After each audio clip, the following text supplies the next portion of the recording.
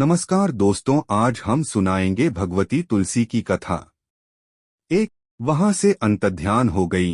देवी पार्वती ने क्रुद्ध होकर सारा वृतांत भगवान विष्णु को सुनाया। जालंधर की पत्नी वृंदा अत्यंत पतिव्रता स्त्री थी। उसी के पतिव्रत धर्म की शक्ति से जालंधर न तो मारा जाता था और न ही पराजित होता था। इसीलिए जालंधर का नाश करने के लिए वृंदा के पतिव्रत धर्म को भंग करना बहुत जरूरी था। इसी कारण भगवान विष्णु ऋषि का वेश धारण कर वन में जा पहुँचे, जहाँ वृंदा अकेली भ्रमण कर रही थीं।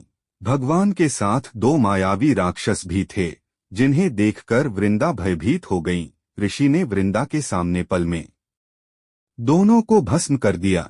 उनकी शक्ति देखकर वृंदा ने कैलाश पर्वत पर महादेव के साथ युद्ध कर रहे अपने पति जालंधर के बारे में पूछा। ऋषि ने अपने माया जाल से दो वानर प्रकट किए। एक वानर के हाथ में जालंधर का सिर था तथा दूसरे के हाथ में धड़। अपने पति की यह दशा देखकर वृंदा मूर्छित होकर गिर पड़ी। होश में आने पर उन्होंने ऋषि रूपी भगवान से विनती की कि वह उसके पति को जीवित करें। भगवान ने अपनी माया से पुनः जालंधर का सिर धड़ से जोड़ दिया, परंतु स्वयं भी वह उसी शरीर में प्रवेश कर गए।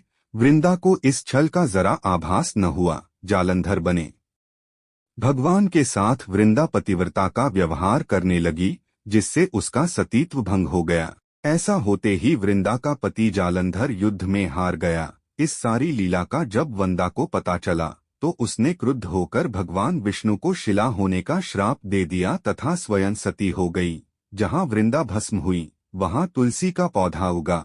भगवान विष्णु ने वृंदा से कहा, हे वृंदा, तुम अपने सतीत्व के कारण मुझे लक्ष्मी से भी अधिक प्रिय हो गई हो। अब तुम तुलसी के रूप में सदा मेरे साथ रहोगी।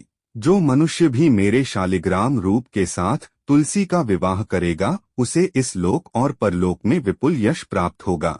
जिस घर में तुलसी होती है, वहाँ यम के दूत भी असमय नहीं जा सकते। गंगा व नर्मदा के जल में स्नान तथा तुलसी का पूजन बराबर माना जाता है। चाहे मनुष्य कितना भी पापी क्यों न हो, मृत्यु के समय जिसके प्राण मंजरी रहित तुलसी और गंगा जल मुख में रखकर निकल जाते हैं, वह पापों से मुक्त होकर वैकुंठ धाम को प्राप्त होता है। जो मनुष्य तुलसी व आंवलों की छाया में अपने पितरों का श्राद्ध करता है, उसके पितर मोक्ष को प्राप्त हो जाते हैं। उसी दैत्य जालंधर की यह भूमि जलंधर नाम से विख्यात है।